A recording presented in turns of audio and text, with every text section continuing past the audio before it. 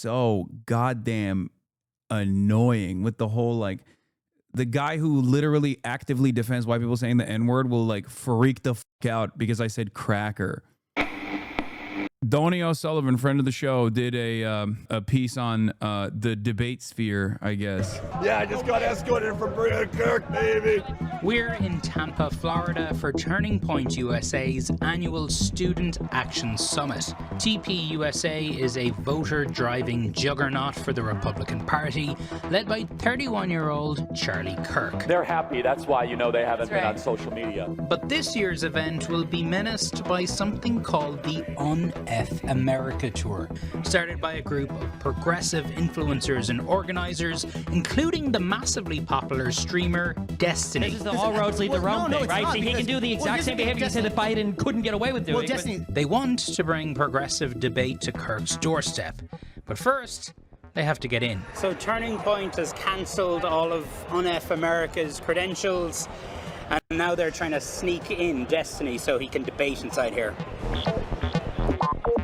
I like that these guys are like, this is our weapon. This is our secret weapon. If only Destiny will just like engage in spirited debate against Charlie Kirk. If only we can do this. If we can unleash the, what is he going to do? Charlie Kirk and film it? Like, what do you mean? If only we can get compromising footage of Destiny sucking Charlie Kirk's cock and filming himself in the process. Then we can just destroy this. We can destroy this whole charade. Yeah, he's gonna do a revenge porn on Charlie Kirk. All right, he's in. So Destiny has made it inside the building, and we'll see how long he lasts. Because the trucks are going this way?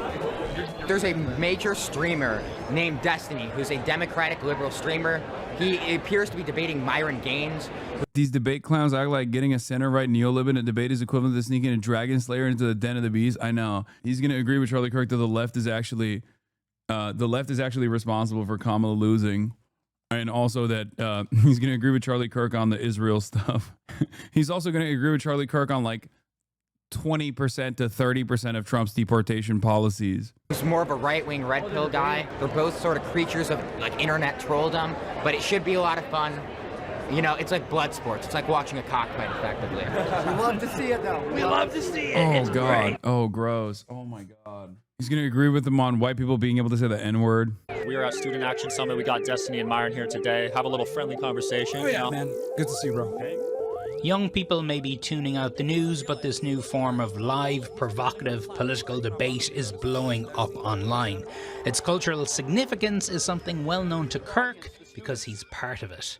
Oh, it's democratic socialism. It's completely Oh, I love different. this question. I love this question. And I could talk about socialism for hours.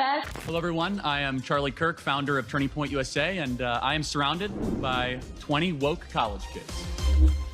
Under a tent with the words, "Prove me wrong," Kirk brought online debater culture directly to hundreds of college campuses during the last election cycle. We have a problem in Black America. The biggest problem is not racism, it's the lack of dads.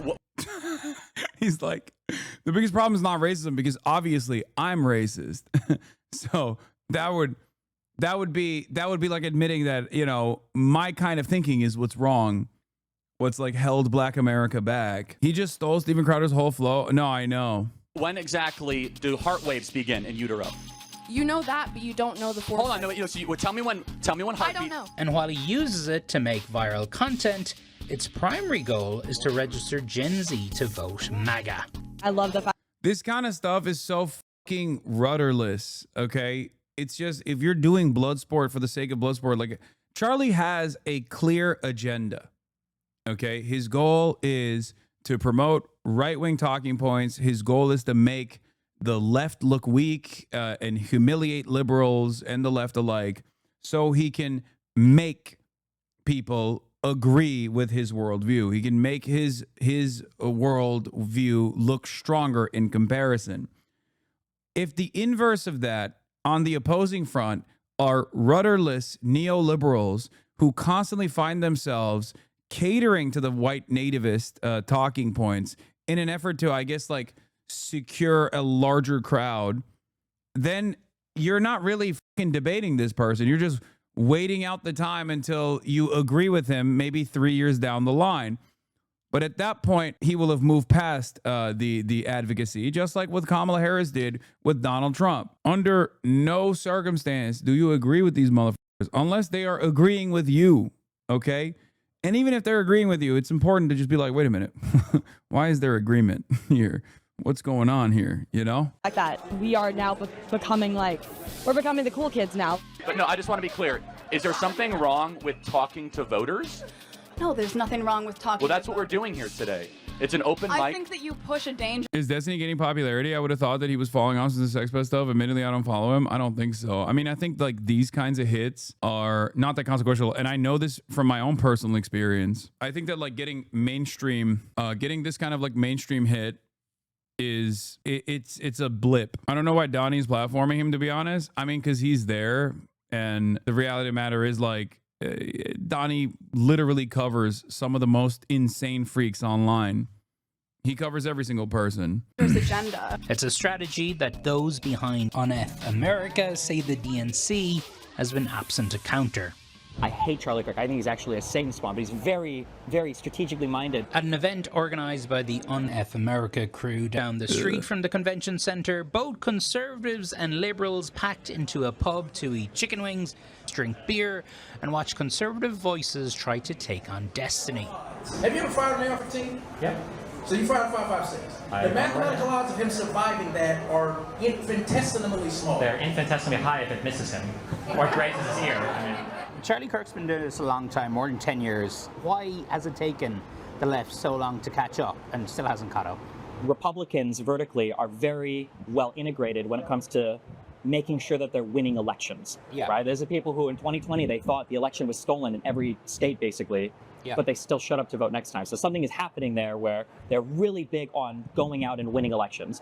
And I think that that shows at every single level, to where when people are organizing or when people are creating alternative media networks, whether you're talking Tim Pool, influencing other ones like Joe Rogan, or trying to do things with college kids like Charlie Kirk, they're making these events and they're gathering all these different people. For Charlie Kirk, it's school kids, but the single focus is winning elections. It's incredibly important. And somehow I feel like on the left, I don't know how this happened online. Maybe it's because we tend to be younger or whatever, but somehow the party's messaging apparatus, it feels like it's gotten hijacked from people by people who won't vote for your candidates, which I think is incredibly destructive. Did the Democrats have anything like this? Nothing. And I will say, like, Charlie Kirk is honestly one of the best organizers of our generation. And I think that, you know, as much as I disagree with Charlie Kirk, I believe that what he's doing has worked. And that's why I'm here to replicate what he's doing. I'm not here to, you know, disrupt Charlie Kirk's events. I'm here to say that there are alternative ideas and that we need to build the same thing that he has, because he is good at it. Z. Cohen Sanchez. If this is the UNF America tour Shonda Black covered this months ago when they were under heat for being racist, they replaced Dean and Harry Hasan with Destiny. Z, the other organizers, a fucking scammer, Lamau. Wait, really? He's talking about you, Law? Wait, what do you mean? Who's talking about me? What is this? It's because we tend to be younger or whatever, but this? Somehow the party's messaging apparatus, it feels like it's gotten hijacked from people by people who won't vote for your candidates, which I think is... Oh, he is. Yeah, he is talking about me here. Yeah. This is his like this is his main gripe. He thinks I'm not like dick riding the Democrats, not understanding that like I'm not in the business of dick riding Democrats. Why the fuck would I dick ride the Democrats? He's literally saying he wants to be a Charlie Kirk for the Democratic Party in a piece about how Charlie Kirk is a charlatan. He is a masquerading suit that is a fleshlight for Republican messaging. That's the whole point. That's not what I want to do. Yeah, he's literally saying we don't need better candidates, we need better voters. The reality is that that is a message that I think media executives will entertain, though, because that is precisely the kind of message that they want to put out there. If they want to continue losing, or maybe every now and then marginally securing victories, then great. I'm not in the business of that. I don't care. What Charlie Kirk is doing doesn't actually work. It works because there's endless sums of money being thrown at it by billionaires to spread propaganda. It's not just that Charlie Kirk is such a genius. That's part of it. The vertical integration that he also mentioned is something that I talk about quite frequently, which is that the propaganda apparatus on the Republican side is directionally aligned, and therefore all of the independent outlets that are supposedly independent are being funded by the same backers that fund the Republican Party and also Fox News, and therefore Charlie Kirk can go in and out of mainstream circles to gain significant more prominence in times of need. He can also consistently farm donations from wealthy Republican donors. Charlie goes on Fox and Friends. He goes on all of the Fox News, all of the different programs on Fox News. Same with all of these other guys, like even the PragerU guys, even no-name PragerU guys. They get mainstream opportunities with regular frequency, whereas there is no equivalent on the independent left media side. There's not even equivalences on the independent liberal media side, like Brian Tyler Cohen, Midas Touch, Harry Hasan. These guys are not like regularly being uplifted by CNN or MSNBC. No matter how big of a freak you are, if you are an independent content creator that is right-wing, you will get elevated by the Republican media ecosystem. I do not care about defending the party. I care about defending good policies, no matter who is the person, no matter who is saying the actual good policies, who's defending the actual good policies.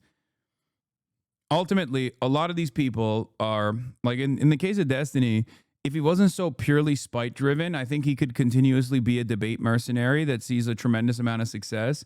But I think because of his like overwhelming amount of spite for like everyone he thinks fucked him over in his career and like kept him down, which is ironic because he should look in the mirror. That's the only motherfucker who's like fucked himself over. If he didn't do all of that stuff, all that snarky shit, he probably could be like a decent debate mercenary. But even then, he would be just like another Harry Hasan type, right? Only defending, and this is before we talk about him being an active sex pest and you know, defending shit like white people saying the N-word, Kyle Rittenhouse, like numerous other unconscionable things. A lot of these people that would prop up any media personality would cynically prop him up, but he gets in his own way by being a fucking horrible monster.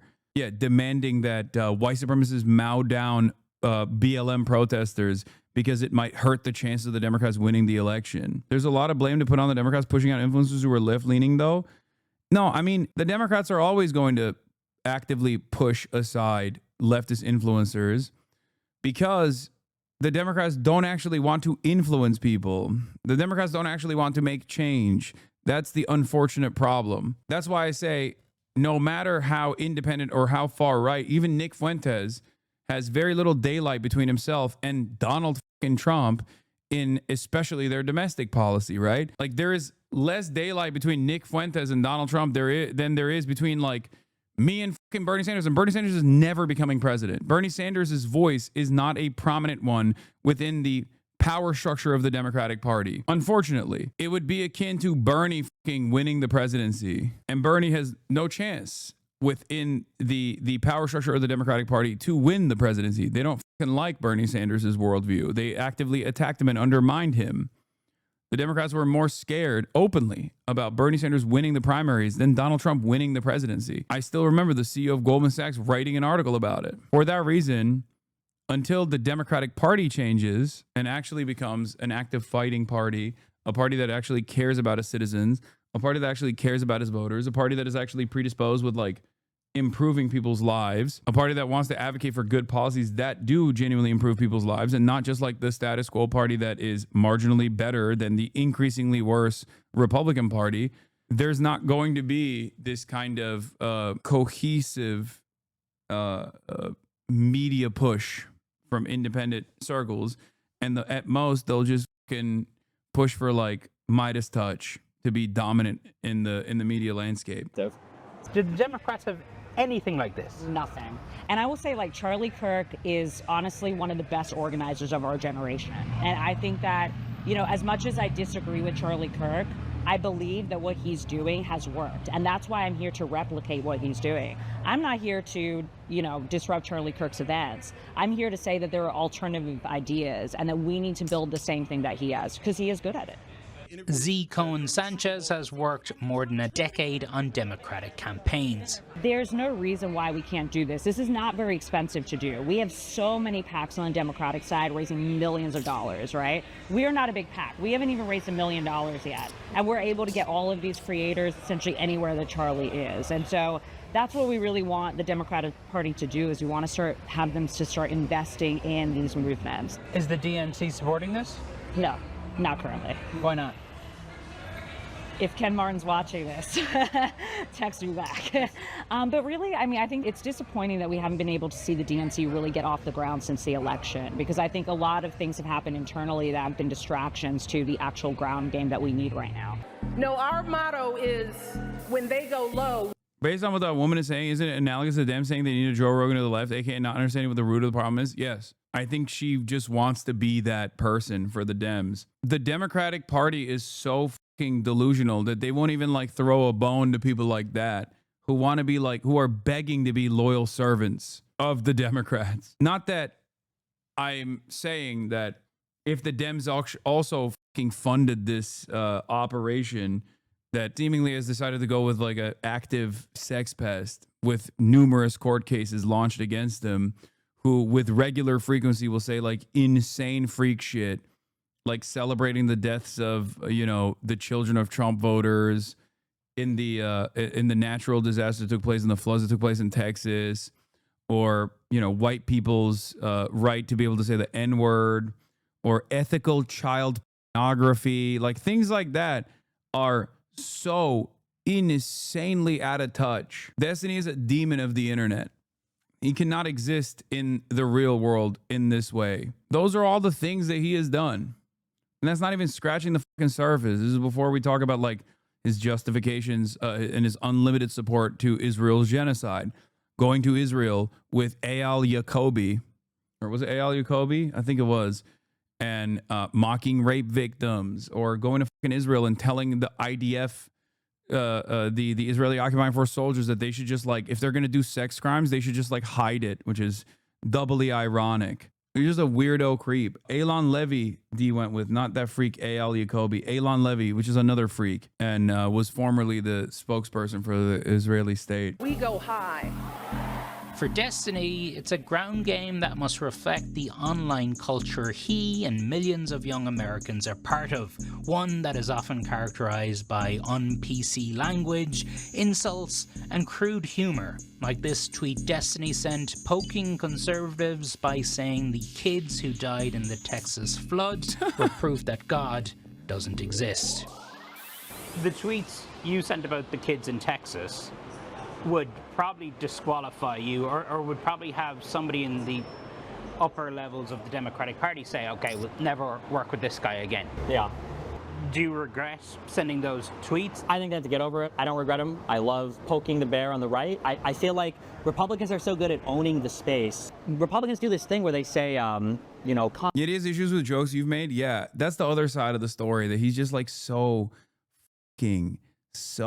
goddamn annoying with the whole, like, the guy who literally actively defends white people saying the N-word will like freak the fuck out because I said cracker. And then his stupid ass fucking audience will try to defend that principle as though it's like even remotely defensible. It is such whiny loser crybaby shit too. He is the perfect defender of Israel in that regard. He is very fucking conservative coded, very reactionary in general, very similar to like the entitled, arrogant behavior that you hear from Israel when they're like, why you not like Israel? We are killing babies. We are killing children, you say? Okay, those children are Hamas. You are anti-Semitic. We must deplatform. You are anti-Semitism. Like, he basically does that. Yeah, like, that's why you heard one of his fans be like, you called Mayor Pete a rat, as like a big point of contention against me. As much as I entertain edgy humor, it's usually not against like defenseless children. You know what I mean?